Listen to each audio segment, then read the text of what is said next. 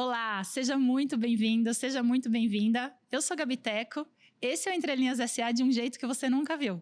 Você sabe que toda vez a gente se provoca a trazer novidades aqui para você, que assiste a gente, que acompanha a gente desde 2024, e dessa vez não é diferente.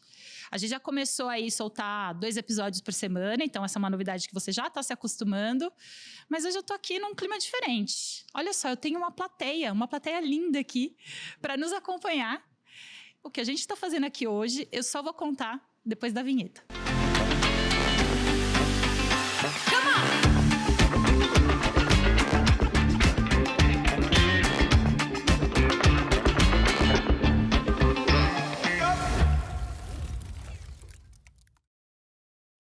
Bom, hoje Entre Linhas SA está num contexto completamente diferente. Vocês já estão vendo aqui meus colegas que eu estava morrendo de saudade de vocês. Ó, falsidade. Mentira!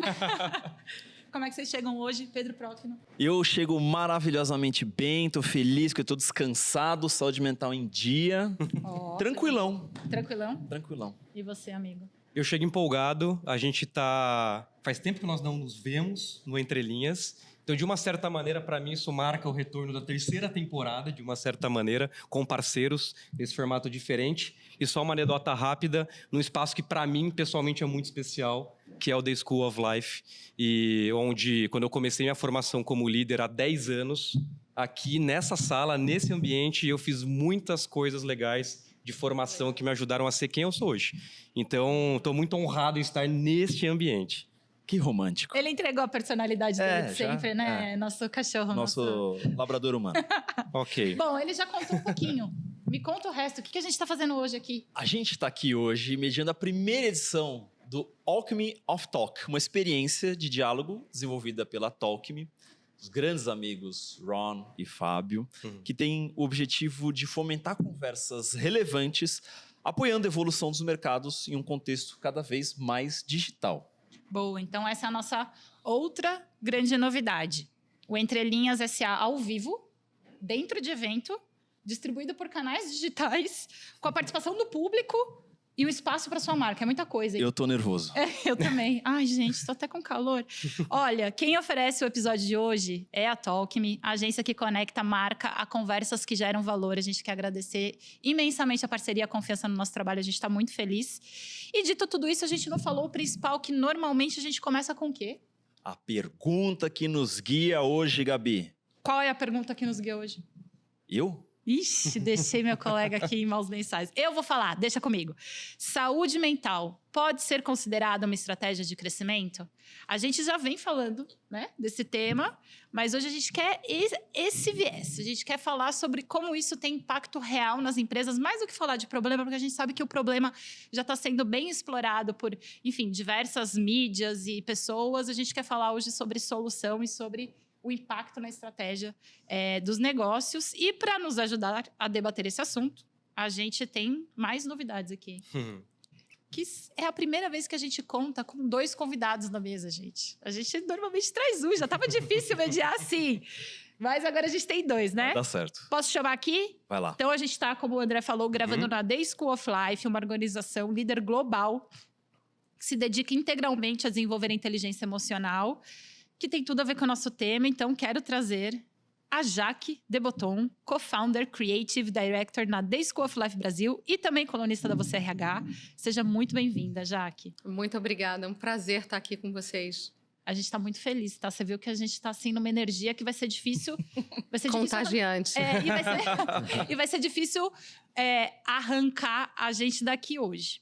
Então, tá bom. E também temos aqui Rafael Araújo, Head of Consultancy da WGSN, empresa global de previsão de tendências.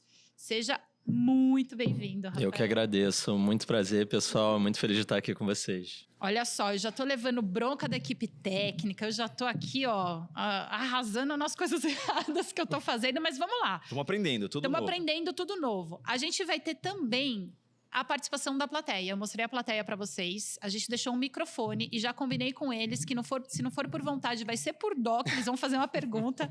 Não vão me deixar apagar esse mic sozinha. Então, esse microfone vai estar aberto para vocês. Ao final de cada bloco, a gente vai direcionar a pergunta. Então, eu vou chamar vocês para esse momento. para um comentário, para uma pergunta, mandar um beijo para sua mãe e para seu pai também pode. E os nossos colegas aqui, em virtude do nosso papo, para preparar esse papo para vocês, a gente fez alinhamentos antes e a gente teve acesso a estudos muito legais da WGSN sobre novas gerações, Rafael. E a gente percebeu essa intersecção, que é uma coisa que a gente queria explorar como ponto de partida, a intersecção entre o perfil etário, né, e as novas gerações, com a saúde mental, que é um enfoque que nos parece interessante aqui para a gente esquentar os motores. Queria saber qual é o seu olhar, primeiro, para essa intersecção. E se você acredita que as gerações mais novas estão impulsionando o tema da saúde mental nas empresas e se tem algum dado da WGSN que corrobora essa visão. Com certeza.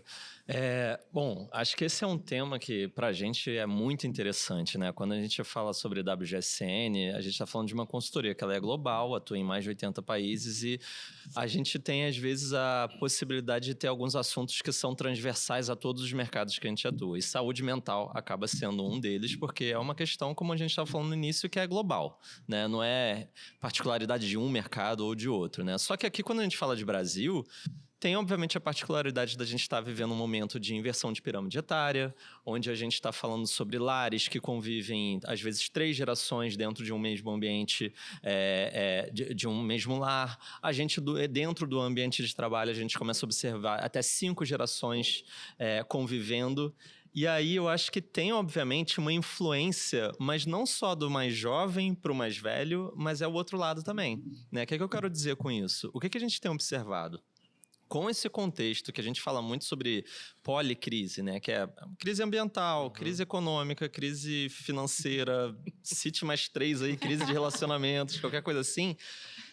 Um lado, se a gente pode chamar de positivo disso tudo, é uma geração mais jovem que começa a ter um letramento emocional um pouco maior.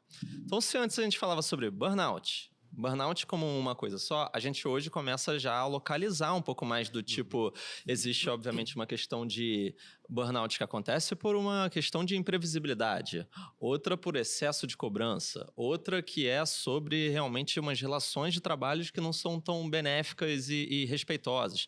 Tudo isso, obviamente, demanda relações diferentes, tratamentos diferentes, mas também faz com que essa geração fique um pouco mais letrada, como eu estava falando anteriormente. E com isso, existe tanto um lado de como isso passa a ser uma discussão da organização como um todo, né?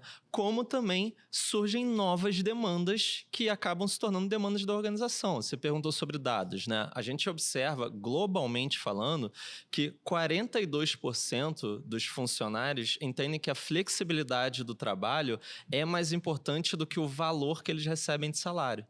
Quem tem hoje a oportunidade de abrir uma vaga, abrir uma posição, deve observar isso no dia a dia. Porque hoje quando você abre uma vaga, por exemplo, quando abro a vaga no meu time, o que eu mais escuto é: e como é que é a jornada de trabalho? Mais do que outros benefícios ou valor final que a gente está oferecendo ali para aquela posição, a primeira pergunta que surge é: como é que é a jornada de trabalho? Então, essa flexibilidade, ela obviamente vai trazendo muito desse público mais jovem, mas vai chegando também como uma demanda ou como uma expectativa de mudança de relação no trabalho de um público mais velho também. Assim como esse público mais velho também começa a ser, digamos, uma espécie de tutor desse público mais jovem em relação a práticas dentro de um ambiente de trabalho, né? E aí existe, obviamente, essa oportunidade de troca entre essas gerações, onde a gente começa a falar um pouco mais sobre algumas formas de mentoria, onde o mentorado, na verdade, ele pode ser até mais novo em relação ao mais velho, ou às vezes esse mentorado também ele não tem uma relação direta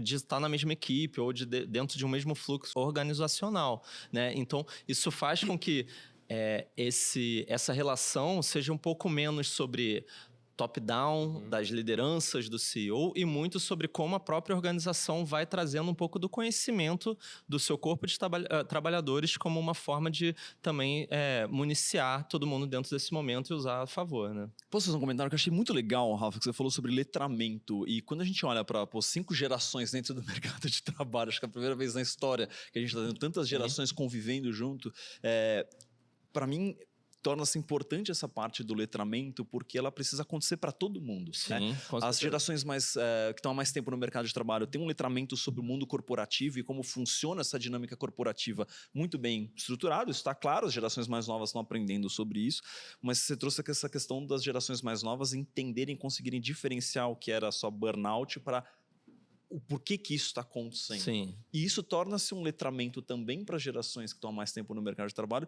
onde isso antigamente era visto como um mimimi, uma reclamação, ou não vamos tocar nesse assunto porque só está cansado e tem que ir trabalhar.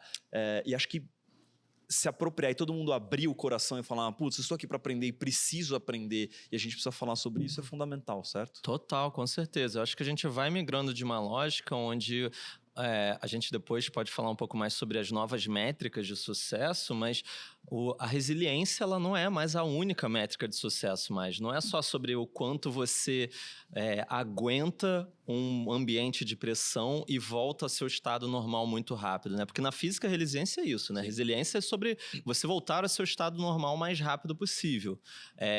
Acaba tendo outras métricas, né? É sobre como você consegue também ter um ambiente que é um pouco mais flexível para se adequar a novas métricas de sucesso que vão surgindo dentro do ambiente de trabalho, né? Boa. Muito legal. Você falou de letramento emocional, que justamente ia ser meu gancho para passar a bola, né? Acho que foi super pertinente, porque a gente está num espaço também que se propõe a isso, né, Jaque? Eu queria saber de você como é que você enxerga essa relação das novas gerações com o cuidado de si. Você acredita que que existe essa consciência maior sobre saúde mental?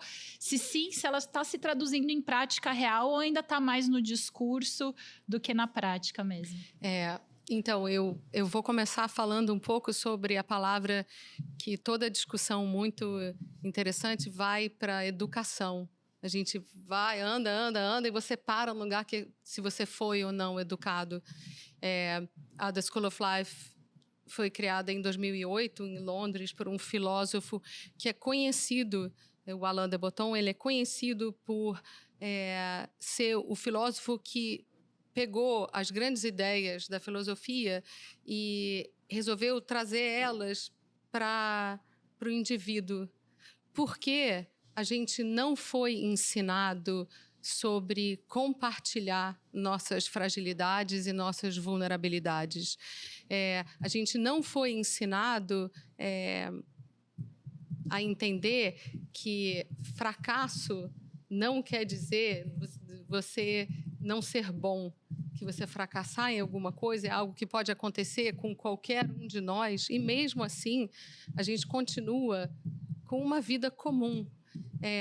A gente não foi ensinado a algo que eu adoro em inglês, é o cheerful despair, né? Que existe muito mais confusão, muito mais mal entendimento, muito mais erro na vida e que, portanto, você desenvolver uma certa melancolia, que é um tipo de tristeza que, no fundo, ela está dizendo que a vida não é perfeita e que no centro do coração da vida humana existe uma imperfeição. Isso é bem japonês, assim, uma filosofia bem japonesa.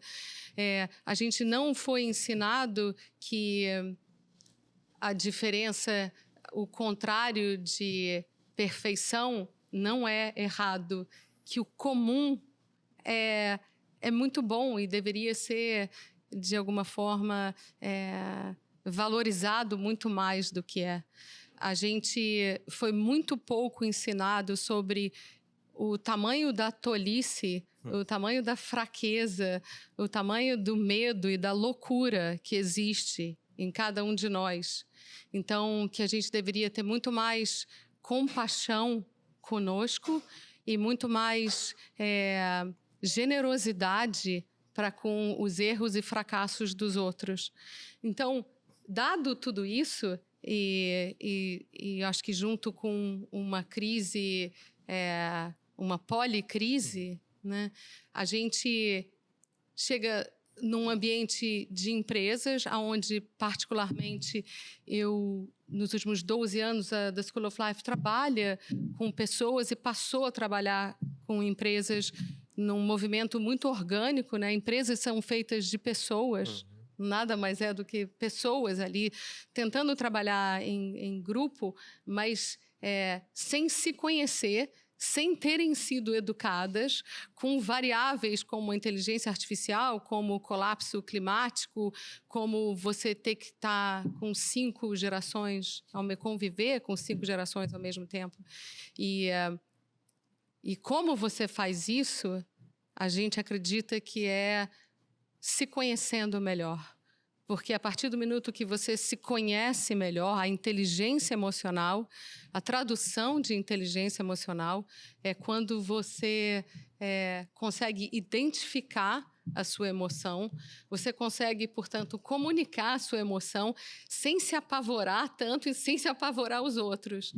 E aí você consegue entender a diferença entre uma coisa e outra. E eu acho que no centro de empresas está a colaboração. Então, e eu acho que quando o Rafa falou uma coisa, né, sobre saúde mental ser uma questão global, primeiro que todo mundo fala de saúde mental, e eu acho que a questão não é a saúde mental. A saúde mental é um reflexo da loucura do mundo atual. Então, qualquer pessoa que esteja mentalmente sã tá louca. Ninguém é normal. Tá errado, né? Tem uma coisa errada, né? Você pode estar contida. Eu acho que uma outra coisa que não fomos ensinados é sobre a gente identificar a nossa loucura. Um sinal de maturidade é você poder dizer para o outro, né, você poder responder a pergunta de que forma, Rafa, você é louco? E você responder isso sem se ofender. Você fala, não, claro que eu sei, porque você também saberia responder quais são as suas qualidades. Mas, Jack, todo mundo é perfeito hoje em dia. Tem que entregar. Cadê a mentalidade de dono? Você foge de qualquer relacionamento que a pessoa fale. Mas me conta um pouco quais são os seus defeitos. Mas imagina, eu chego atrasado. A gente aqui no Entre Linhas, a gente já teve essa conversa, ninguém aqui tem defeito. Eu tenho uma sensação, e para passar a bola para você, que o que acontece atualmente nas empresas é um paralelo a um casal recém-casado, a mulher está grávida, ela descobre que são trigêmeos e eles nascem prematuros. Nossa. Ou seja, é um problema muito bom, mas é um problema com muita pressão, com diferentes variáveis, com diferentes entregas.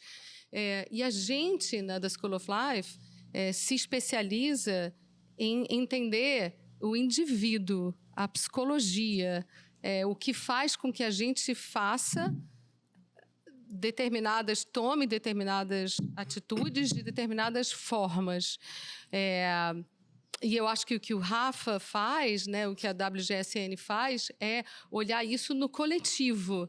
Né? Então, talvez entender um pouco como você está vendo isso no coletivo. Né? E posso aqui fazer um comentário? Foi para onde foi a minha cabeça aqui na sua fala, já que também na sua fala, Rafa, que foi o seguinte, e aqui mais uma anedota pessoal, né? Porque quando eu busquei a School of Life no passado, qual que foi a urgência? Qual era a sua loucura? Qual que era a minha loucura? A minha loucura, enfim, foram N, mas eu estava buscando respostas, né? E que como líder, impactando pessoas, eu também tinha uma premissa de que, poxa, quanto melhor eu me formar como indivíduo, provavelmente a minha liderança vai ser uma função do quão bem eu me formo como pessoa, né? E aí eu comecei a buscar informação, que na época, assim, passa 10, 15 anos atrás, a gente não tinha esse livre acesso também à informação para falar sobre e que no final impacta em educação do indivíduo, né? E o paradoxo e o dilema para mim, quando a gente está nessa temática de gerações, que é potencialmente a geração. E aqui talvez não sei se é geração ou se é um recorte etário mesmo, a gente pode até debater sobre isso, né? Mas é uma geração que tem mais acesso a esse tipo de informação para se educar e, ao mesmo tempo, me parece que, e aqui pegando um pesquisador que é o Jonathan Haidt, da geração ansiosa, é a geração que está sendo mais impactada com mídia social, com comparações, com questões que não sabe lidar. Então, assim, como que essa responsabilidade que também é pessoal e intransferível do indivíduo para o seu lado, se conecta também com essa responsabilidade do coletivo, que é as organizações, tanto no prisma ético e moral de tratar bem a turma, quanto no prisma estratégico de isso gera resultado, né? Como integrar esse dilema, esse paradoxo? E acho que esse é o nosso desafio hoje. Eita, vocês têm o quê? 5 horinhas aí? Não, mas Eu já tô desesperado. não, a ideia aqui é a gente sair daqui otimista. Eu acho que a ideia não é a gente sair desesperado, mas eu acho que para a gente ser otimista, a gente tem que também assumir algumas realidades que são talvez um pouco mais recentes do ponto de vista social, né? Você falou muito sobre uma questão, sobre um paradoxo, que ele vai se tornar cada vez mais constante. A gente, né, ainda voltando sobre os aspectos das diferentes crises que a gente vive, a gente está entrando num contexto em que a gente está perdendo um pouco as esperanças de resolução de todos esses problemas.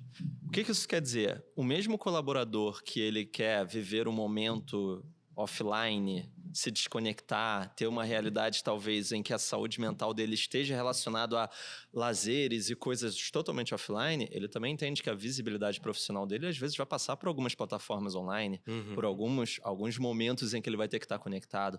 A mesma pessoa que ela vai estar realmente pensando do ponto de vista individual, o que é o bem para ela, ela também vai se deparar em reuniões em que ela vai ter que pensar num bem-estar que é mais coletivo e muitas vezes ela vai ter que botar o bem-estar pessoal dela talvez em xeque em relação a isso. Hoje, dentro dessa questão que a gente estava falando sobre um maior entendimento emocional, entra também um pouco dessa saber lidar com esses paradoxos que vão se tornar cada vez mais constantes diante disso. Já que estava falando sobre um ponto que eu acho muito interessante, que é sobre essa noção da imperfeição. Isso está diretamente relacionado a partir do momento que o que a gente tem observado muito e eu sei que pode parecer um pouco triste isso, mas no fundo não é. As pessoas elas estão começando a perder a esperança de uma vida perfeita, de que a perfeição, a felicidade é algo pleno. Perder a esperança ou projetar isso e achar que isso é o que... Não. Elas não estão tentando mais alcançar essa felicidade constante e plena o tempo todo. Mas, ao mesmo tempo, a gente vê que dentro das organizações, e a gente faz muito projeto de cultura organizacional também, o que começa a surgir como um contraponto em relação a isso? Se você não é feliz o tempo todo, como é que eu te promovo momentos de felicidade? Microalegrias, que a gente chama. Então, às vezes, a microalegria ela vai estar diretamente relacionada a resultados que você vai alcançar. Porque, no final, às vezes, um negócio ele acontece por causa de um café que tu está tomando com aquela pessoa que, no final, tu estava tomando por outros motivos. Né? Então, o que a gente tem observado é um pouco de como esses paradoxos, talvez eles possam atuar para um entendimento um pouco maior de qual é a sua participação qual é o seu papel dentro daquela organização, daquela estrutura de uma maneira geral, e como você pode usar isso para também, aí o empregador de uma maneira geral, como pode usar isso para um nível maior de conhecimento dos seus colaboradores, porque tem um outro ponto, a felicidade ela é subjetiva. Então o que é feliz para mim não é diferente, com certeza é diferente do que é feliz para Jaque. Então, eu não posso simplesmente entregar um coffee break para todo mundo e entender que todo mundo vai ficar feliz. Então, como é que a gente consegue, Não tem um framework da felicidade, nada assim? Olha, parecido. o dia que eu desenvolver, acho que eu vou ficar muito feliz. É só ir mergulhar e tá todo mundo feliz mergulhando. Então, você pega, por exemplo, Eu adorei que você falou paradoxo, mas desculpa, eu te interrompi. Não, que isso. Mas você vai ter espaços de inovação que trabalham com 200 empresas, 100 empresas, e hoje qual é o desafio? Não consigo entregar uma fórmula de felicidade para todo mundo, por mais que cada vez mais a felicidade seja um KPI. Então, assim, para uns vai ser oferecer uma atividade física aqui dentro. Para outros vai ser dar uma folga na sexta-feira. Para outros vai ser liberar trabalhar de casa. E como é que você vai se adaptando dentro dessa realidade? Mas, desculpa. Paradoxos, né? A palavra paradoxo é muito interessante, a origem dela. Mas, trazendo para o bom português, quanto maior a cerca, melhor o vizinho. Então, é essa ideia que é um pouco dual e que existe uma ambivalência no humano que é muito maior do que a gente está acostumado ou recentemente está acostumado a pensar ou a lidar. Eu acho que não existe certo e errado, existem escolhas e consequências. Então, quando a gente pensa em ter 5 gerações juntas, eu também acho que é um privilégio você poder contar com aquilo que uma geração que passou pela guerra pode vir a trazer de conhecimento, não só de informação, né? Eu acho que, na verdade, a relação com conhecimento e informação é um outro podcast aqui. Mas, então, eu acho que a gente... Apesar de eu ser educadamente pessimista, eu acho que a gente nunca teve um momento com tantas oportunidades e com tanta possibilidade, né? Quando falam que a geração dos 30 anos, né, é uma geração que é muito mais egoísta, que pensa em si e que tem uma noção muito maior daquilo que é emocionalmente suportável ou não, ela também é uma geração que tem o maior número de milionários. E isso, para mim, é um outro paradoxo, né? Quer dizer, o que efetivamente te faz feliz? A gente pode ir para um lugar onde eu acho que a verdadeira felicidade vem de uma plenitude. E é muito fácil você ficar num lugar onde sempre tem algo que precisa ser modificado para que você esteja feliz, né? Menos do que uma responsabilidade sua por entender um conceito que eu acho muito mais interessante do que a palavra felicidade, mas que é eudaimonia, né? Que é o conceito grego. E a diferença desse conceito para a felicidade é que ela engloba também aquilo que você vai ter que abrir mão para chegar na felicidade que você quer. Ou seja, não tem 100% feliz, né? Eu quero estar nessa empresa, eu quero ter toda a segurança, toda a estrutura, o salário, com certeza, mas eu não quero trabalhar todo dia. Quem é gestor de empresa, né, entende que cada vez mais eu vejo a dificuldade de você trabalhar híbrido, mas eu também passei a entender que o deslocamento numa cidade como São Paulo, talvez às vezes não vale a pena, mas que a cultura você faz com pessoas ao seu redor e trocando e humanamente, eu não tenho dúvida. Então, eu acho que não existe essa resposta. E eu concordo com você que esse fator de estilo de vida, de ser híbrido, ser presencial, passou a ser o grande diferencial se você vai, ou determinante, né, se você vai trabalhar numa empresa ou não. Eu acho muito interessante, já que quando você fala sobre essa questão de um sentimento de plenitude, e também não tem uma resposta em relação a isso, mas eu acho que tem alguns sintomas que vem observando até em âmbito nacional, né? Então, o que a gente tem observado muito? Uma camada, quando a gente fala de camada de diretores, o nível de evasão de dentro de empresas de diretores está cada vez mais alto. Porque a gente está falando justamente de uma galera que entende que fez muitos sacrifícios para chegar até a posição que chegou, mas quando está lá, não se sente pleno, não se sente de fato assim, não vê uma lógica de compensação em relação ao que teve que sacrificar ao longo do tempo para chegar até aquela posição. E quando chega nessa posição, se vê com uma realidade que eu falo muito, eu ouvi isso de uma cliente minha uma vez, ela falou, sabe qual é o problema? E ela falando dela também, mas assim, ela falando, a mesma pessoa que está construindo o futuro, pensando no futuro da empresa e futuro de todos os colaboradores, é quem está sendo cobrado pelos resultados do presente. Sim, com certeza. E aí, assim, É entre os dois... A tal da ambidestria, né, Rafa? Exatamente. Que a gente fala tanto no mundo corporativo. Eu vou trazer a plateia para falar com a gente. Por favor. Acho justo agora, sim. né? Depois que a gente fez esse preâmbulo aqui, muito bom. Eu queria que alguém fizesse uma pergunta. A Ana já levantou a mão. Eu sabia que a Ana não ia me deixar só. Bom, primeiro, que papo. Uau.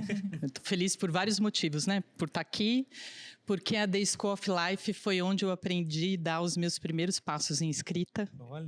Foi aqui. E eu estou agora escrevendo um livro, então, Legal. muito legal. E essa conversa é muito cara para mim, falar de saúde mental. Eu sou uma ex-executiva, 35 anos em grandes corporações e tomei a decisão de sair, como o Rafael falou, né? Vamos falar. Virei CEO da minha própria vida, montei minha empresa, tô feliz da vida, trabalhando só com o que eu gosto, com quem eu gosto, enfim.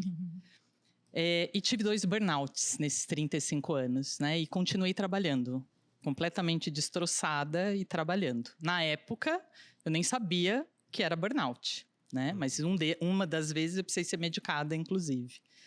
E aí eu escrevi algumas coisas que eu queria falar com vocês, porque eu acho que são perguntas para o que vocês estavam comentando. Então, assim, eu realmente acho que o ambiente de trabalho nunca foi tão bom.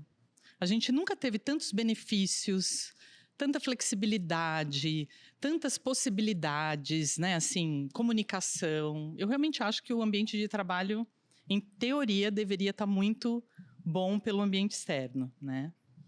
Mas eu vejo também muitas vezes as organizações culpando a vítima de problemas estruturais de ambiente tóxico de trabalho. Sim. Né? Então, eu realmente não acredito que você ganhar uma caneca da empresa vai te fazer ser mais motivado se você chega no seu trabalho e o seu chefe te assedia. Ou o seu chefe não respeita o seu final de semana, enfim, né? E considerando que 70% da motivação de alguém, do engajamento de alguém, é o líder direto que influencia, o que vocês acham que podem ser ações mais estruturais, diferentes do que a gente tem visto, né? No mercado a gente vê muito a palestra de saúde mental, a terapia, o brinde, a aula de guitarra, enfim, eu já vi de tudo nessa vida. O apoio psicológico, o apoio quando você está em crise. psicológico, exatamente. Mas o que será que a gente pode fazer que pode ser diferente, que realmente enderece melhor? Isso que é uma realidade que eu não acredito que a gente volte para trás, né? Eu acho que a gente vai conviver com isso, né? Eu vou falar para quem está nos assistindo que a gente tem um episódio do Entre Linhas com a Ana Franzotti. Se você quiser saber da carreira dela, o que ela fez e como é que foi esse processo de transformação. Nem foi combinado isso aqui, hein? Mas eu acho que deu bom. Ela disse agora que está escrevendo um livro e eu queria... Foi lá. Foi esse? Então, essa ideia do foi lá, livro vocês da Ana ouçam o é uma episódio. dívida que ela tem com a gente. Porque durante o episódio falou, isso aqui merece um livro, hein? E aí... Eu tô gostando da dinâmica da vida da Ana. CEO da própria vida, escrevendo livro, de vez em quando vai pra uma Toscana jogar um golfe com o Marcelo Glazer. Me contou. A gente faz esses bullying com os Sacanagem. A gente faz muita piada com as grandes coisas do mundo corporativo. Então, só... Né? Mas é pra dar essa dica aí, porque tem um episódio só com ela. Então, se você muito quiser, você volta aí. Mas ela passou uma pergunta que não é problema meu responder. Eu vou deixar para eu não tenho a condição de responder ela inteira, mas eu vou trazer um exemplo. Primeiro, adorei saber que você, enfim, se inspirou na escrita criativa e escreveu seu próprio livro. Um dos clientes muito presentes na The School of Life, ele é um cliente internacional em que ele a sede fica nos Estados Unidos e a filial mais bem-sucedida pela medida de faturamento e de liderança num mercado muito disputado é a desse cliente. E a sede procurou a gente falando, a gente precisa ajudar a liderança a diminuir a toxicidade, porque qualquer ambiente de uma entrega onde a sua meta é 40, esse mês você bateu os 40, mês que vem é 50, e esse é o capitalismo, né, é indiscutível. E aí a gente foi conversar com essas pessoas, e o diagnóstico que a gente fez foi um diagnóstico onde, se você conseguisse ter um pouco mais de conversas com um tom menos violento, se você conseguisse ter um pouco mais de uma escuta ativa, se você conseguisse ter um pouco mais de conversas corajosas, né, um pouco mais de tolerância ao erro, que eles iriam continuar performando muito bem, mas que eles não iam, e aí aqui vem a questão, existia um turnover, existia um absenteísmo na empresa gigantesco, que também é um custo que você precisa, né? Não é só que a sucursal, né? A filial que mais fatura, mas se você fosse colocar esse custo, e o custo de imagem, o custo da cultura, porque as pessoas se falam quando elas vão para... E a gente começou esse projeto, e foi um projeto muito desafiador, porque, como eu estava falando com o Fernando Lúzio, nós trabalhamos, na grande maioria das vezes, no mindset, mas numa gerência média, não com os C-levels. Esse era um projeto de C-levels, e o grande executivo é um cara brilhante, mas um cara que tem, obviamente, um nível de ansiedade e uma rapidez e um brilhantismo que a equipe dele não tinha. E ele se ressentia pessoalmente. Então, existe e deve existir uma empatia enorme pela dor do líder. A The School of Life tem uma empatia enorme por quão solitário é você liderar. Isso posto, não é sustentável você crescer a médio prazo com esse tipo de ambiente. Então, é uma decisão que, estrategicamente, é um tiro no pé no médio prazo. No curto prazo, você consegue. Sim. Vai todo mundo trabalhar, vai todo mundo aguentar Bater a meta. todas as questões, exatamente, de metas, de assédio moral, de enquanto você conseguir, você vai adoecer, eu vou te repor, mas você só consegue fazer isso no curto prazo. Então, você começa a falar com os líderes, com as pessoas que são os tomadores de decisão, porque, no fundo, a resistência desse cara é medo. E se você não consegue entender e olhar ele como um indivíduo e tem uma relação bélica, você está replicando. Então, tem que ter você precisa acessar a pessoa aonde é a dor dela, digamos assim. E eu acho que o outro ponto é que o Brasil é o país número 1 de ansiedade no mundo. Sim. O que me surpreende enormemente, porque é um país tropical, não é um país onde você passa frio, onde você tem praias, você tem espaço, você tem música, né? E eu tenho pensado muito sobre isso e associado isso a um dado que é um dado da quantidade, o número de pessoas endividadas financeiramente no Brasil.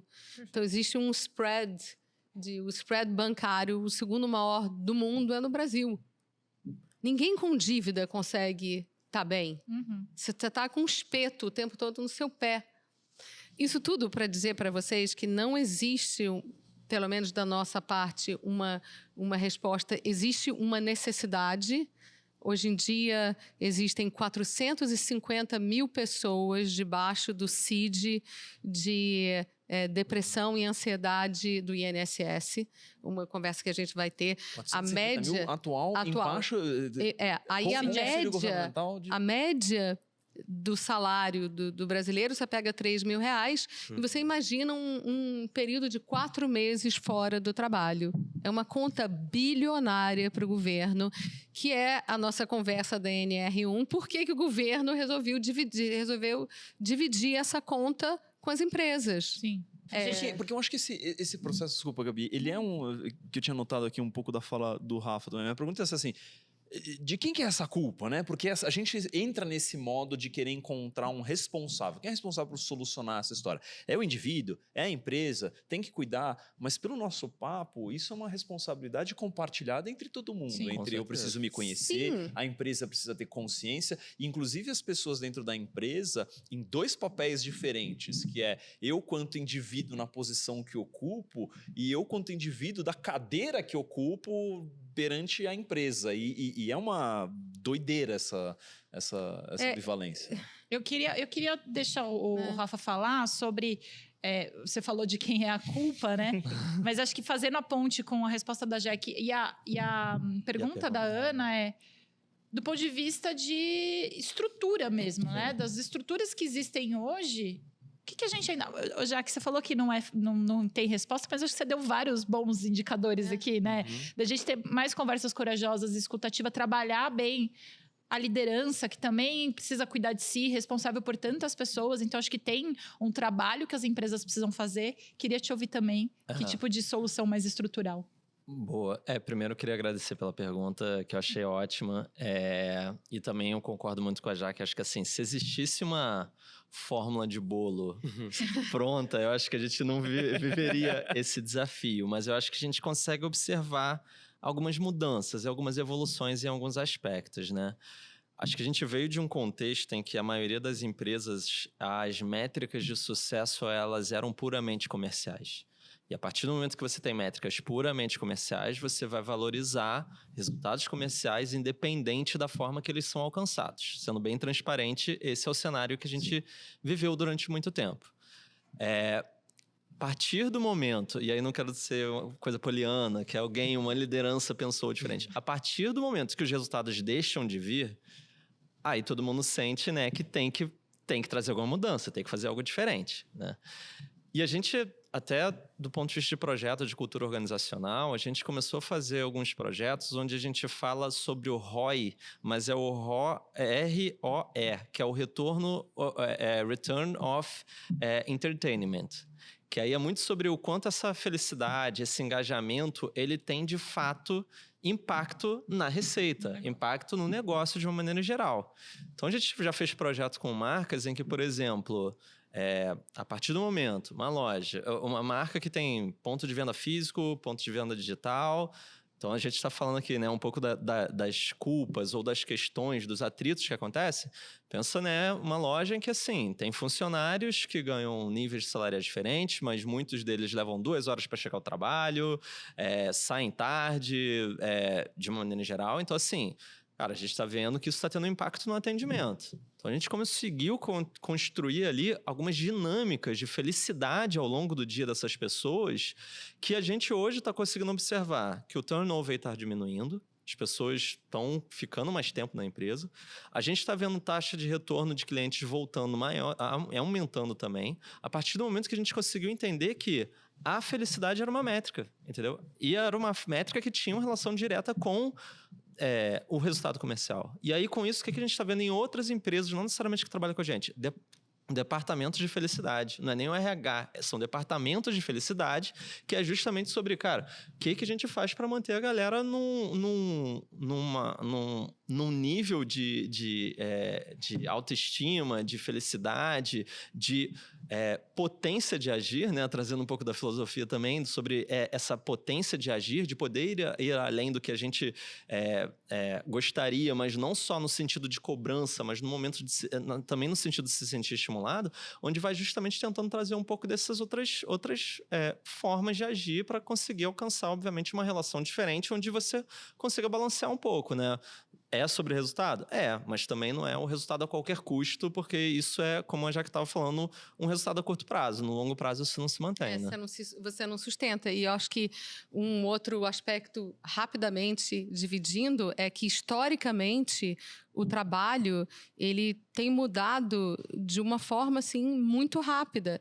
Até a Revolução Industrial, o trabalho era visto como algo que, se você era nobre e aristocrata, você não trabalhava. Hoje em dia, o trabalho define a sua posição no mundo. Ele define o seu propósito. E se você não tem esse propósito, é uma coisa muito difícil, né? Então, muito difícil você chegar numa mesa e falar, alguém te perguntar, mas o que você faz? Eu falei, eu cuido do meu jardim. As pessoas parecem que perdem a... Então, a minha família era de padeiros e eu certamente ia ser uma padeira feliz. E hoje em dia, como você mesmo colocou, você entra num supermercado, principalmente nos Estados Unidos, você tem uma opção de leites. Isso é uma coisa da nossa geração, né? Assim, você pode escolher entre 10 diferentes tipos de ovo. Mas peraí, a galinha que coloca um ovo, né? Então, assim... É branco ou vermelho, né? Exatamente, acabou. Só pode ser 2 no máximo. Orgânico, galinha solta, galinha... Mas essas opções, essa quantidade de profissões que você pode exercer no mundo também pode ser muito paralisante. Acho que o ponto da School of Life é você entender a pessoa que está na outra ponta. Sem um entendimento próprio, você não consegue entender outra pessoa. Então, provavelmente, o chefe tóxico, É aquele cara que não consegue lidar com nenhuma emoção dele. Então, assim, por favor, vai fazer terapia, vai se cuidar, vai descobrir formas de desenvolver o autocuidado, vai servir. Né? E eu acho que quando o Rafa falou sobre um propósito maior, eu quero muito que a gente pense no exemplo da guerra, não como exemplo do que a gente deveria fazer, mas como é que milhares de pessoas se voluntariam para dar a sua vida em nome de algo maior. O que é esse algo maior? Talvez esse algo maior é que tenha que ser cultivado um pouco mais pelas empresas. Total. Boa. Eu queria... Tinha uma pergunta aqui, mas só para ver se eu estou atenta aos pontos, né? Do que vocês estão falando, a gente tem esse próximo bloco que a gente quer aprofundar sobre, na verdade, o grande tema aqui, né? Se sobre saúde mental pode ser definitivamente olhado como algo que a gente olhe como um indicador estratégico, como uma estratégia da empresa. E ouvindo vocês, Rafa, você acha que as empresas já estão transformando, dos exemplos que você trouxe, né? De departamento de felicidade, o quanto disso é história, e aí que a gente vem monitorando, e nosso objetivo no Entre Linhas é dar uma esmiuçada, né? O quanto disso é discurso da porta para fora e o quanto disso é, de fato, uma prática que já se entendeu que é importante e, portanto, vamos monitorar e mensurar, né? Colocar no papel. Você tem visto isso, de fato, acontecendo como prática? A gente tem observado como prática, mas eu acho que é importante também da gente ressaltar que talvez a gente esteja falando sobre poucas empresas ainda que estão dentro dessa prática. O que eu quero dizer com isso? Quando a gente, seja mapeamento de tendência de comportamento, seja empresas que a gente traz como exemplo de algumas dessas tendências, a WGSN ela tenta pegar o que está muito emergindo, o que está em fase inicial. Né? E aí, existe uma visão de design de futuro que o futuro ele não é singular. Existem vários futuros possíveis. Nós tentamos trazer o futuro mais otimista possível. Então, a gente tenta trazer justamente algumas visões. Óbvio que nem tudo dá para ser 100% otimista, né? Tem dados, questões que são realmente talvez um pouco mais difíceis, mas, de uma maneira geral, a gente tenta dar justamente espaço para o que a gente observa que é uma boa prática que poderia ser absorvido por outras empresas também. E é o caso disso, né? Então, a gente observa, sim, departamentos de felicidade, o acompanhamento dessas métricas de felicidade em empresas ao redor do mundo que estão acontecendo, mas obviamente tem categorias e categorias, empresas e empresas. Então, alguns segmentos têm uma facilidade maior de se adaptar em relação a isso e outros menos. Então, você pega, por exemplo, um varejo, o varejo tem um pouco mais de dificuldade. O varejo, na verdade, ele está vivendo ali aquela realidade do tipo assim, eu estou olhando o termômetro de vendas a cada minuto, não é nem a cada dia, né? Então, uma pessoa... Agora a gente vai viver uma Black Friday. Se a oferta não está indo bem naquele minuto, naquela hora, tira do ar e bota outra. Então, como é que uma métrica de felicidade vai funcionar para uma marca de varejo? Entende? É algo que leva tempo, não é algo que você... Você está trazendo muito o olhar, Rafa, do varejo do ponto de vista digital, mas quando a gente pega o varejo físico, ainda a gente tem um outro elemento que é a escala 6x1, né? Como é que você monitora a escala de felicidade, sendo que as pessoas ainda passam a maior parte da vida delas no trabalho, não? Então, acho que é de fato uma correlação aqui complexa. Com certeza. Que a gente vai tentando dar conta. Eu sei quando o Pedro Procno quer falar, que ele fica se balançando. É que eu queria só fazer a conexão. Então o Pedro Procno vai falar. O Fábio me passou a pergunta do Alexandre Pelais, é isso? A gente tem o quê? Perguntas da audiência online. Aqui a gente está demais. O Fábio me passou a pergunta dele, mas na verdade virou só um comentário, porque ele falou assim, ao falar sobre problemas como saúde mental no mundo do trabalho, ele tem visto indicações de soluções reforçando a redução das atividades de trabalho como fórmula mágica. No entanto, ao confundir trabalho com emprego, em algum nível, há um estímulo à redução da iniciativa e ação intencional. Ou seja, nesse sentido, a pergunta dele é, será que realmente trabalhar menos é ter mais saúde? E qual seria uma boa definição de saúde para a gente discutir o tema com profundidade? E eu acho que está diretamente conectado a isso, não é uma questão de trabalhar menos, é uma questão de compreender esse contexto e voltar para esse equilíbrio entre indivíduo e coletivo, entre empresa, enfim, mundo profissional e pessoal e por aí vai. Quer falar, já? Eu Você acho acha, que tem uma Jaque? ambivalência enorme, porque tudo que você ama te desequilibra. Não sei se eu posso falar isso aqui. Vou fazer equilíbrio entre vida e trabalho. Quero ver. Quero ver, quando você ama o que você faz, você fica 12 horas, você fica... Tem um propósito, então você vai desequilibrar. A pergunta, né, que ele fez, que era exatamente... Se trabalhar menos é a solução. Eu ou acho que a quais são gente as- vai trabalhar menos. A inteligência artificial está aí para ajudar a gente a isso. E teremos Todo outros problemas mundo de trabalhar ansiedade. menos. Mas a questão, o que a gente vai fazer, quem vai trabalhar menos realmente. Eu me lembro, tem um exemplo assim que ele objetifica assim a rapidez da inteligência artificial.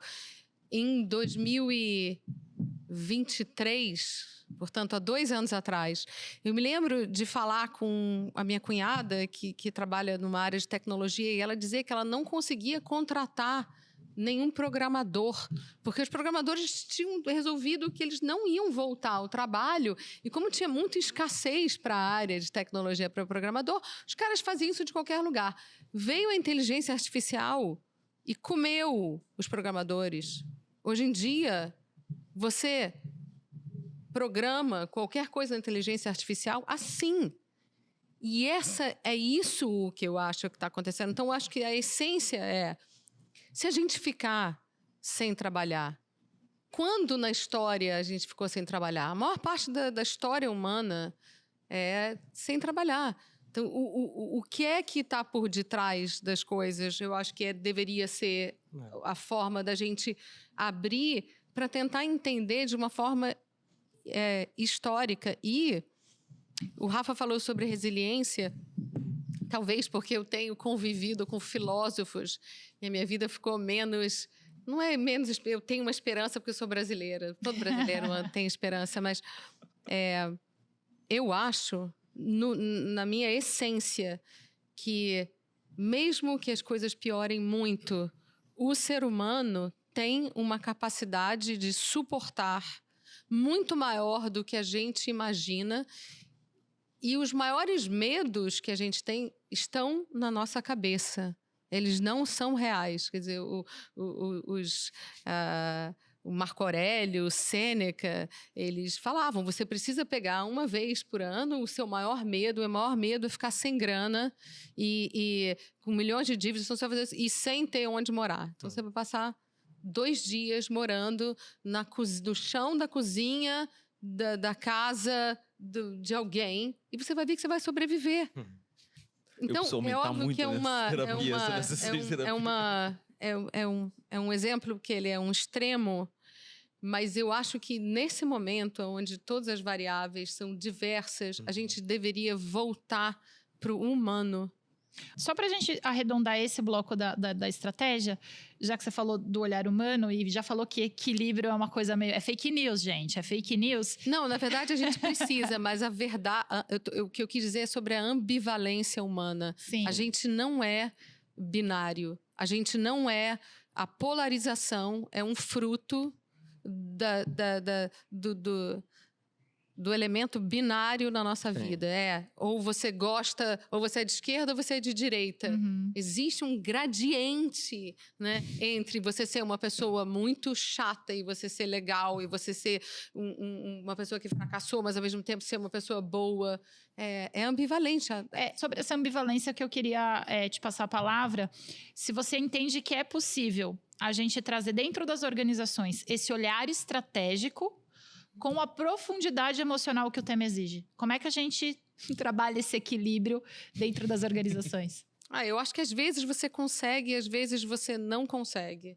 Mas eu acho que existe uma demanda crescente sobre isso, porque eu tenho vontade de dizer assim, quem aqui conhece alguém, levanta a mão, quem conhece alguém com problema de saúde mental? Todo mundo, né? Então, quem está com problema mental? Mas o ponto é, o que faz com que a gente mude são experiências pessoais. Então, os CEOs que que mais mudaram e a relação deles com saúde mental nas empresas foram 2 pessoas que tiveram questões pessoais. Porque isso não acontece só com os outros, isso acontece na sua família. E aí, aquele CEO... Gente, os CEOs têm uma faixa etária de 50, 60, né, Fernando? Não se falava de você fazer terapia. Não se falava de você... Você vai para um psiquiatra. Você era tirado do conselho. Ih, cara, aquele cara ali faz aquilo. O que hoje em dia é... Pirou. O contrário, quanto mais você se conhece, mais você consegue advogar e a falar e a defender uma posição perante os membros do conselho, que você consegue entender o maior, né? Mas isso é muito recente, é tudo muito recente. Então, Exato. o nível de amorosidade, gentileza, paciência, tudo chato, que você tem que ter é muito maior. Mas, acho que respondendo, se eu tenho visto as empresas tentarem, sim. Algumas empresas estão tentando porque outras estão mandando, sim. Quando você tenta, você toca nas pessoas, sim. Quando você toca no indivíduo, na pessoa jurídica, você toca a pessoa física, sim. Isso é o mais legal de tudo. Porque quando você muda um pouco uma noção de uma pessoa que é um colaborador numa empresa, ele passa a ter uma relação melhor com o filho. E isso que é legal. Então, eu acho que é uma questão de geração. A nossa geração pegou uma questão de saúde mental que continua em ascensão. Ela não está em declínio, né? O Rafa pode falar sobre isso. O que acho que vale a gente resgatar, né? A noção de bem-estar, ela mudou muito e muito rápido, né, se a gente for para pensar, né? Então, antes o bem-estar, ele era o bem-estar físico e o bem-estar mental, né? Então, você tinha ali o Bruce Lee, seja água, flexibilizando entre os dois, etc e tal. Depois você começa, dentro desse bem-estar físico, entra uma questão do aspecto alimentar. Segurança alimentar para todo mundo começa a ser um debate importante. Só que aí depois isso vai puxando o bem-estar financeiro. Para você ter uma estabilidade alimentar, você precisa ter condições de comprar alimentos saudáveis. Aí do bem-estar alimentar vai se puxando outros tipos. Hoje a gente fala sobre o bem-estar sexual, né? Então, a partir do momento que isso vai meio que se pulverizando entre diversos tipos, realmente se chega a uma visão de que não é só sobre trabalhar menos. Não é só sobre simplesmente pegar e falar assim, então eu vou trabalhar menos e ter tempo para mim. Se você vai ter mais tempo para você, mas você fica depois todo o tempo no celular, não necessariamente você está tendo mais saúde mental. A gente tem projetos que a gente rodou em outros países. Então, por exemplo, na Índia foi feito um survey que mostra assim, um survey feito com as crianças, né? Pesquisa feita com crianças, mostrando que assim, você acha que seus pais precisavam de controle parental no celular deles? 80% das crianças falando que sim. Eu acho que meu pai precisava de controle parental. Eu ia ser a primeira a cair, mas eu amei.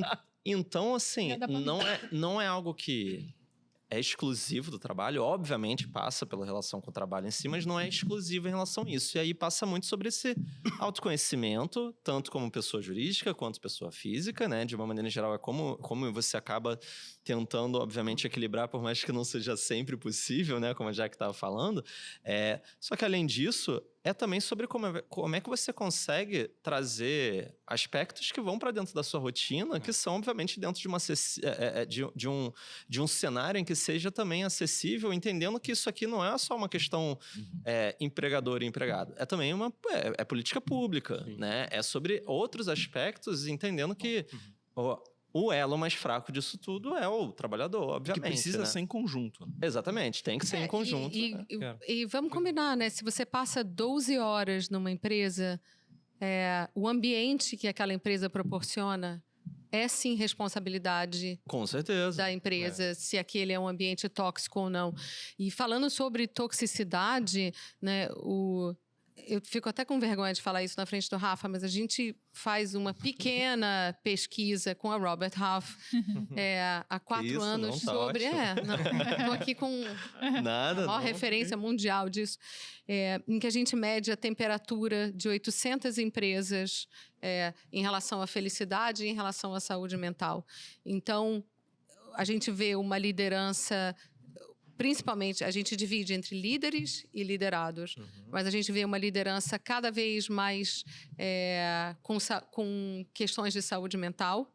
Então, a liderança tem sofrido muito porque ela está tentando se acomodar e com muito pouco espaço para vulnerabilidade, né? Então, ela chega em casa, tem a mulher, tem o marido falando, poxa, você passa a semana inteira trabalhando sei lá quantas horas, eu não quero ouvir problema, né? Tem no escritório, é muito difícil você chegar para um time e liderar e falar para ele, olha, sabe o quê?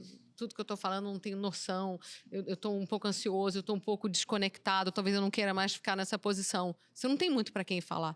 Então, a posição da liderança, e aí a gente fez uma outra pergunta que era sobre o uso de psicotrópicos, né? de uso de remédios. Sim. Né? Existe acho que pulou de 24% para 56%. E aí, quando a gente olhou esse número, eu não fiquei pensando, tá vendo, tá todo mundo tomando remédio. Eu fiquei pensando o desejo da gente em se ajustar à demanda das empresas. Porque, no fundo, é isso. Você está tentando se ajustar a correria, a acordar a tempo, a performar, a ter memória o suficiente quando a vida não está, o seu natural não está. E eu fiquei pensando muito no indivíduo que está fazendo isso. Não é um indivíduo que quer fracassar. É um cara que está querendo fazer a coisa certa. Mais do que estar querendo fazer a coisa certa, eu concordo super, já que acho que as empresas têm uma responsabilidade em cima disso. Até trazer um outro dado que eu acho que colabora um pouco, converge com o dado que você trouxe também, que a gente tem um relatório nosso que mostra que, assim, do ponto de vista global, 84% da força de trabalho considera que está meio que no limite. Do tipo assim, cara, mais um cílio que cair aqui, eu tô tendo um surto, entendeu? Então, eu acho que, assim, mais do que a responsabilidade sobre o ambiente, é também sobre como é que você manobra esse cenário, entendendo que o colaborador, independente dele estar certo ou não, a sensação que ele tem é que ele já está no limite. Ele não tem mais o que ele possa fazer para contribuir para a mudança desse cenário. E aí isso, obviamente, vem das estruturas, vem do propósito, como você estava falando, né? Vem sobre esses aspectos. E aí, quando você vai ter um momento de lazer, o que você faz? Você vai para o celular. Pois é. E você vai para o celular e a conexão que você desenvolve no celular, que é feito pelos maiores psicólogos, neurologistas, é feito para te pegar aquele negócio, entendeu? Tudo cognitivo está entendendo tudo para te pegar. Você chega lá e você gasta, sei lá, isso era na pesquisa 50% do seu tempo de lazer no celular. Então, você também não consegue diminuir, né, os seus níveis de dopamina, você não consegue efetivamente baixar e descansar. Não tem problema. Eu só fico preocupada da gente também trazer aqui. Acho que o seu dado, Rafa, dos 84%, acho que está alinhado com o aumento do consumo de remédio, de medicamento, porque as pessoas ainda estão querendo esticar esse limite que já. Com certeza. Né?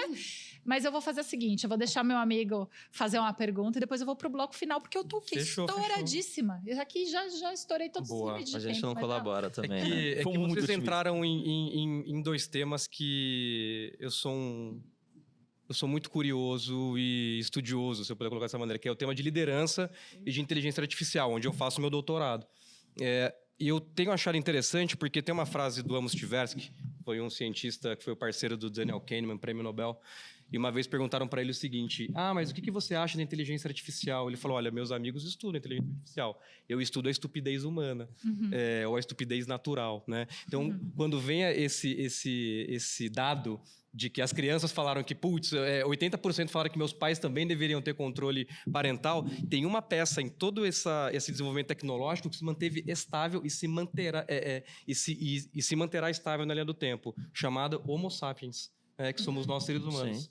E é muito interessante porque esse dado que você trouxe já, que caramba, né? Os CEOs agora, membros de conselho, estão começando a entender que, sim, não precisam sempre se colocar naquela figura do super-herói ou da super-heroína, apesar de, em muitos momentos, eles têm que usar essa máscara mesmo, porque é o CNPJ, não é o CPF. E, de uma certa maneira, volta a temática da pergunta da Ana. Por isso que eu estou achando muito interessante essa conversa, que é a temática de liderança mesmo, né? Porque tem, assim, as grandes teorias da firma trazem isso quase uma coisa bíblica, que é as empresas são a imagem e semelhança dos seus líderes. São, porque no final é o que você trouxe, né? Empresas, por mais que a gente aloque ferramentas, processos, AI, no final são pessoas operando essas máquinas, né? O Peter Drucker falava isso, quando você aplica uma camada de complexidade nas empresas, AI, computador, máquina de escrever, chame como quiser, você aumenta uma camada de complexidade, logo precisa de gente para operar isso. Então sempre vai ter gente no fundo, né? E volta para a liderança. Mas você acha que essa capacidade de complexidade, esse exemplo que ele usou, se adequa ao AI? Eu acho que é o contrário. Eu acho que tira uma camada de pessoas. Mas eu não sou uma expert nisso. Minha opinião, também não sou um expert, mas Prêmio Nobel agora da Economia 2025. Não sei se vocês viram, que foi a inovação e destruição criativa dos empregos, né? Quando a gente pega desde ali da máquina a vapor, depois o motor bifásico, depois ferrovias, depois... enfim, elas possibilitaram muitos avanços sociais, criação de riqueza e criação de novas posições de trabalho. Eu acredito realmente que AI e nos meus estudos, não é sobre mim essa conversa aqui, não é sobre essa temática, mas os meus estudos de pesquisa têm mostrado que o trabalho por trás da AI é um trabalho hercúleo. Então, não só na cadeia de valor, desde ali de extração, de você fazer o processamento e depois, obviamente, de usar as máquinas, mas as empresas alocando essa tecnologia têm uma destruição criativa de algumas posições. E aí acho que vale o seu ponto do quem que vai trabalhar menos. Essa pergunta é fundamental. Sim. Quem que vai trabalhar menos? Porque se você for no armazém da Amazon, os caras lá do armazém estão trabalhando menos porque tá tendo robô no armazém. É verdade. E o que essa turma tá fazendo no lugar que não tem escolaridade? Esse é o problema que a gente tem que tocar, né?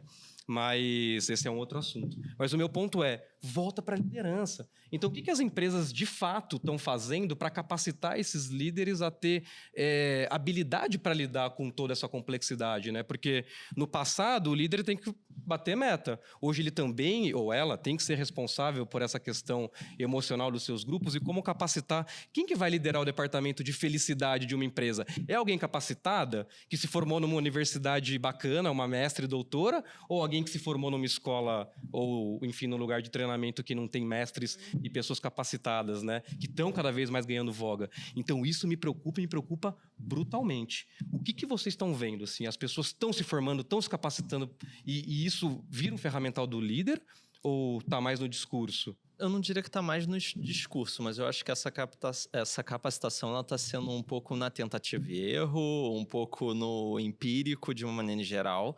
A gente até estava falando antes aqui, né, sobre essa questão, sobre alguns aspectos que demandam uma profundidade, mas dentro de uma lógica organizacional, às vezes você não tem tempo, obviamente, de ter essa profundidade.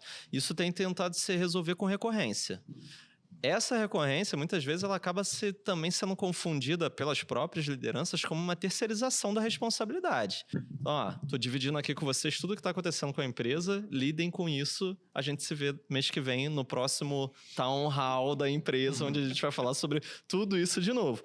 E aí, assim, por isso que eu digo que está muito nessa tentativa e erro, onde muitas dessas lideranças, elas estão de fato assim, do tipo, eu vejo que o pessoal está realmente num nível de cobrança maior, eu quero estar aqui, eu quero ser esse suporte, mas acho que a gente nunca teve, nunca talvez seja uma palavra muito forte, mas quando você pensa em programas de capacitação de liderança, esse aspecto de inteligência emocional nunca foi primordial. Nunca foi sobre isso que deveria aprender para você ser um grande líder. Por produtividade. Exatamente. Então, isso é um aspecto que é relativamente recente. Então, o que a gente tem observado é muito nesse aspecto mais empírico mesmo. Tá. Tipo, olha, vamos aprender e, mais do que isso, criação de ambientes de troca entre C-level. Onde, assim, aqui eu posso me colocar numa posição mais vulnerável e dividir com os meus pares que eu não estou sabendo katsu de como lidar com certas situações, entendeu?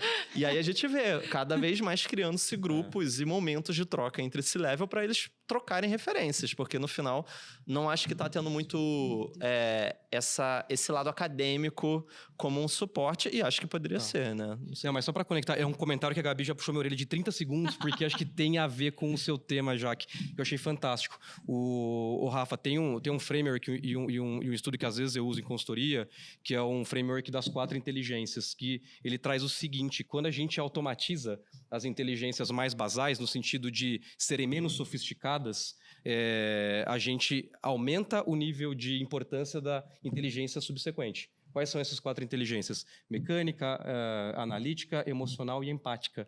E aí esse estudo traz que quando você automatiza, seja pela AI, seja pela automação, seja, enfim, essas inteligências basais, do tipo coisas mecânicas, lá na época do Fordismo, você aumenta exponencialmente a importância da inteligência analítica. Quem analisa tem mais importância no mercado de trabalho.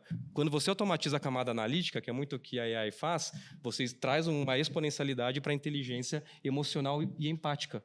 E essa a máquina nunca vai chegar.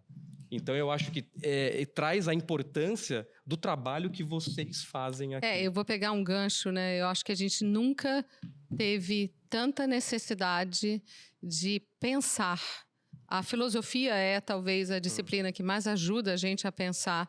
E eu tenho visto vários filhos de amigos fora do Brasil e aqui entrando para a filosofia, porque, na verdade, se você realmente vai fazer um bom uso de um AI, você precisa fazer as melhores perguntas. Bom ponto. E quem faz perguntas boas realmente tem essa visão mais aberta. E ainda sobre AI, eu li um artigo muito interessante que dizia que 70% do uso do AI no Brasil é terapêutico. São pessoas fazendo terapia. 80% das pessoas que larga a terapia presencial é por uma questão de grana. Ou seja, é inegável que você entender a psicologia dos seus colaboradores, das pessoas que estão trabalhando com você, não tem futuro sem isso. Claro, eu posso estar numa visão bias, né? Porque é o que a gente faz. Mas eu fico pensando como humano mesmo. Tem um outro dado bem recente da própria FUVEST desse ano. Depois de medicina, o segundo curso mais concorrido é psicologia. Então, algo está acontecendo, mas eu preciso encerrar e preciso ir para o meu último bloco, que senão, O que eu queria falar, porque a gente foi dando esse spoiler ao longo da nossa conversa, e o Rafa falou sobre o quão complicado ficou esse gerenciamento do bem-estar, porque são vários tipos de bem-estar, e a gente tem o gerenciamento dos riscos dentro das empresas, né? A gente tem a norma regulamentadora NR1, que com atualização passa a indicar para as empresas que agora as empresas estão obrigadas a monitorarem os riscos psicossociais. Esse ano ainda como fator educativo, ano que vem, 2026, já vai começar a ser aplicada multa para as empresas que não estão fazendo o seu papel direito. Aí uma pergunta para os dois, para a gente encerrar. Vocês acham que atualizações como essa que a gente teve na NR1, que é uma obrigação, a gente saiu da discussão do pode ser legal, agora estão obrigadas a fazer isso. Isso pode ser um motor de transformação ou pode ser só mais uma norma que as empresas vão ter que dar lá um check do ponto de vista legal e, né, dar um jeito de responder a essa norma por protocolos que não têm resultado? Qual que é a visão que vocês têm em relação a essa atualização que agora está batendo na porta de todo mundo, ninguém vai poder escapar? Vou começar por você, Jaque. Eu posso falar como termômetro, né? A gente trabalha com um dos elementos que essa norma pede, que são treinamentos, mas ela também pede para você categorizar, né? Para você colocar, da mesma forma que você antes entendia se as empresas têm o ambiente, se você tem luvas, se você tem cadeiras adequadas, se você está adequado à altura do barulho. Essa é a parte de ergonomia, né? Tinha riscos químicos, riscos biológicos. Que eram riscos de as doenças passaram a ser, na sua grande maioria, doenças emocionais. Então, agora, o que o governo está dizendo é: deixa eu testar emocionalmente, deixa eu ver se eu consigo mitigar essa questão. As empresas, a gente teve, talvez, 30% ou 40%, que é um número relevante, a mais de pedidos de empresas querendo se adequar e aí usando querendo contratar os workshops que a gente já tem, mas também querendo que a gente desenvolvesse toda uma parte, que é uma parte de você identificar dentro das empresas por onde está acontecendo o problema, que é você categorizar os riscos. Então, sim, tem uma demanda maior. Se as empresas vão se ajustar por uma questão de imposição, por uma questão da demanda do mercado, por uma questão de um prejuízo financeiro, eu acho que é mais relevante o fato de que elas vão se ajustar. Sim. A gente o norte da bússola é nessa direção. E aí eu realmente quero fazer aqui abrir um espaço para dizer que o Brasil é um país continental que me surpreende sempre. A gente tem engenharia financeira, o PIX, a gente tem o SUS e a gente tem uma lei de saúde mental que é referência para o mundo. Então, assim, é incrível, porque a gente tem um congresso que eu também não quero me estender e falar nada, né? Eu vou tossir se eu tiver que falar mal, né? Mas a gente tem esse entendimento, ao mesmo tempo, de que algo tem que ser feito. E algo tem que ser feito porque essa conta financeira ficou muito cara. E sim, eu acho que tem muito espaço para a gente melhorar nesse lugar. Quase tudo na vida, isso é física, né? O pêndulo, toda vez que ele vai para um extremo, tem uma força invisível que puxa ele para o meio. Então, eu acho que isso é mais um caso de física mesmo, né? Tem muita gente, a gente passa por uma epidemia de saúde mental. E também com um overselling de que tudo que você tem é um problema de saúde mental. Não, gente. Às vezes é só um dia ruim. Não, às vezes é só um mau humor. Por tudo que vocês estão falando aí, eu acho que todo mundo concorda que a coisa mais importante é a parte humana de tudo. Começa lá na educação não é humana. Você tem que saber mais matemática, você tem que fazer não sei o quê, seu filho tem que ser engenheiro ou médico, não sei o quê. Isso tudo é porque o que eu estou vendo aqui, esses líderes têm que ser educados a ser humanos. Mas alguém já pensou que, assim, eu estou entendendo que, a verdade, as pessoas são promovidas, são só aquelas que querem ganhar mais dinheiro, que renderam mais para a empresa. Então, não seria o caso da empresa começar a pensar, pega aquela pessoa que está lá cuidando bem de todo mundo, que, sei lá, é a que sempre pensa nos outros, que é mais simpatética, que sempre vai lá socorrer. Essa que devia ser a líder, mas quem que vai? Sim. Aquele, maior parte das vezes, homem, que pode se dar o direito de trabalhar há muito tempo, não tem filho, não cuida da mãe doente, velha, não sei o que lá. Então, essa pessoa vai ser promovida com nenhum atributo para a saúde mental de ninguém. Nem é da dele, inclusive, né? Perfeito. Então, assim, eu acho que teria, talvez, começar a educar as empresas a promover as pessoas que vão precisar menos treinamento no futuro. Vocês não? Obrigada, viu? Você acha que pode cortar, mas acho que só fazendo uma conexão com o tema que surgiu aqui, tem a ver com esses problemas estruturais, né? Que a gente falou. O que você acha, Rafa? Primeiro, obrigado pela sua pergunta, porque eu acho que isso, de certa maneira, de fato, se conecta um pouco com o que a gente estava falando antes, porque o que eu tenho observado? A partir da NR1, um pouco do que a Jaque estava falando, né? Ela não usou essas palavras, mas assim, hoje é meio que se não foi no amor, vai na dor.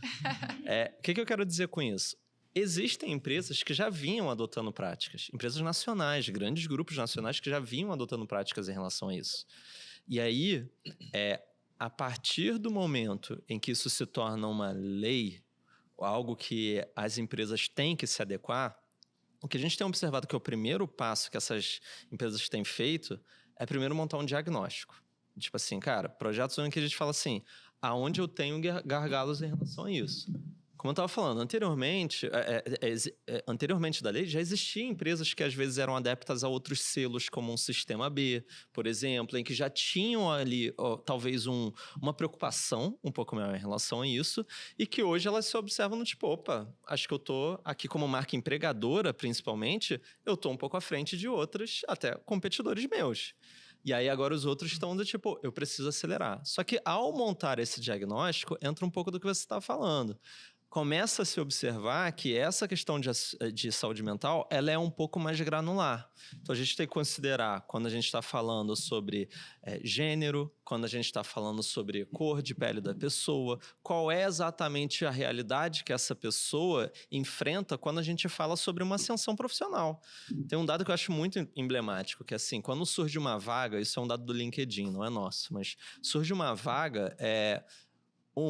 Um homem, quando vê aquela vaga e ele quer se candidatar, ele acha que ele entende que se ele fizer 50% do que está no job description daquela vaga, ele já é o suficiente para se candidatar para aquela vaga.